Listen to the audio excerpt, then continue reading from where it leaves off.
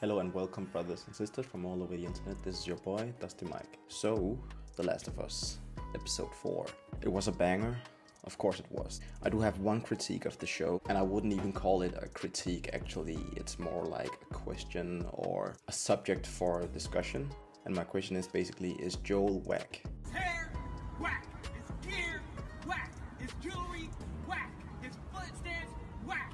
The way that he talks, whack. The way that he doesn't even like to smile, whack. Me, I'm tight as fuck. You see, to understand where I'm coming from, I have to know the games. For you who hasn't experienced the games in any shape or form, shut the fuck up. You don't know what I'm talking about. Nah, I'm just kidding. Of course I'll explain. So yeah, in the games, Joel is kind of portrayed more like an unfiltered badass. Not to say that he doesn't live up to his reputation in the TV series. I just haven't seen enough to be like, he's him. Of course, there's only like 4 episodes out, so this fact might change in the future.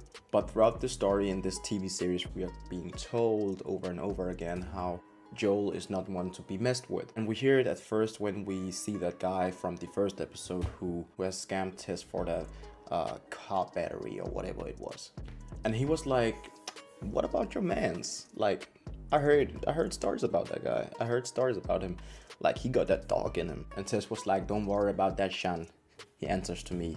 And second up, we hear about it from Marlene, you know, the commander or captain for the Fireflies. He says to both Joel and Tess, I know what you guys are capable of. You got them Yaminers on you. And Ellie goes like, what are they capable of? And third, we actually hear about it in this episode where Joel explains that he has been in this military group together with Tommy to take care of Tommy and make sure he didn't do anything stupid. And that kind of implies that he has gone through some sort of, I wouldn't say training, but should be used to like combat. And to be fair, he is. You can actually tell he is in this series. And we also hear these stories about how he used to hurt people and stuff like that. To be honest, I just feel like all the chances he has had up till now in the series to show us that he graduated with flying colors from Himerson University, he somewhat flopped it. First situation was the clickers in the second episode, I think. That went horrible. They had to split up. He missed a couple shots and Tess got bitten. I was sitting there and was thinking like, I thought you guys had dealt with these motherfuckers before. He messes around a little bit in that situation. He gets thumbed up at first, but he actually manages to get the kill in the end with the assist from Tess and Ellie, I think. And I was like, alright, that's cool, I guess. Kind of realistic. Reminds me of the games. And next up, we have this episode actually where they get ambushed. He was able to see through their scheme. I'm not gonna lie, that was kind of cool. Just demonstrates Joel's 1000 IQ for real. But they crashed into that laundry place. Damn. He gets Ellie out of there. He then turned in to face Joel real quick. Smokes the first dude. Hits him with the mean stiffy. Pause. And he went off to hide somewhere and the other guy went like, where the fuck did he go? And then he just smokes him. Gonna lie, that was kind of cool. It showed us how Joel is probably more like a sneaking nation kind of guy. Boxing, weaving, sneaking, shooting.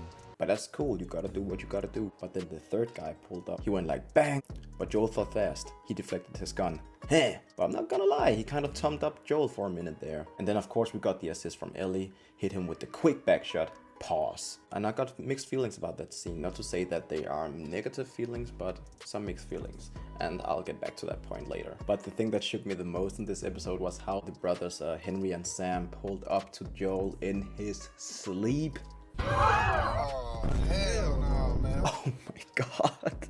Couldn't wake up staring at a fucking gun barrel. Nah, I would shit myself, my G. But back to my main point. I get it. Of course you can't live up to the mechanics of a video game character. That's just impossible. Like, Joel in the video games was different. Like, his back was extensive for real. And I get it, this TV show is trying to keep us on edge all the time. They want us to go like, phew, that was a close one, after every conflict. Of course, I get it. I think this TV show is trying to portray Joel more like a real-life 56-year-old, contrary to the guy he is in the games. Like, he's running around non-stop, smoking everybody, beating, giving people the beats, you know. Where like a real-life 56-year-old might have a tougher time beating up a young whippersnapper like the third guy was. That scene from episode 4. But I just hope we get to see more of like what Joel can really do when his hands aren't tied. It seems kind of underwhelming, the things we've seen from him up to now. Not gonna lie, I'm kind of struggling to see how he's gonna pull off all the stuff he does later on in the story. And spoiler warning, I'm actually gonna spoil something from the games and possibly something that's gonna happen in this story, so if you don't want to hear that, see that, none of that, then skip. Because in the games he's kind of feared by a whole group of survivors. They're calling him a madman. He actually goes in and almost smokes a whole hospital filled with Firefly soldiers. But maybe they'll go around this plot hole by making him more of a sneaking nation type than a guns blazing type. But he might redeem himself when we see that big Donnie that they have been teasing in the trailers, like the big bloater. Actually got a little sneak peek of him in this episode, I think. But yeah, man, the 4th episode overall, it was really great. We actually start to see how the relationship between Joel and Ellie for real starts to thicken, how they actually start to warm up to each other. Ellie found that jokes book, that's hilarious, that's iconic. And it actually seems like the fact that Ellie had to shoot someone to save Joel actually weighs on her a lot more than it does in the games. Because in the games, she just went like, whoa, I really shot the hell out of that guy, huh?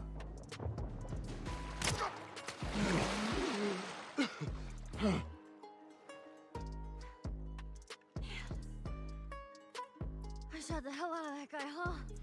And this reaction we see from her in the TV series is actually more of a realistic reaction that you will get from a 13 to 14-year-old girl, even though it wasn't the first person she's done it to. And it seems like this series is actually trying to take away some of her more sociopathic tendencies maybe, and making her more empathic, I think the word is. This also sets up a very interesting point for Ellie's future character development, because I think we're gonna see this more empathic and guilty side of her starting to kind of disappear with time. And I guess that's necessary for them to survive in this world they live in, but that's also really sad to think about, because as Joel said in this episode, it's just not fair that she has to deal with all this at such a young age. But yeah, man, overall a very solid episode. I can't wait to see our melanin representations, Henry and Sam, in action in the next episode.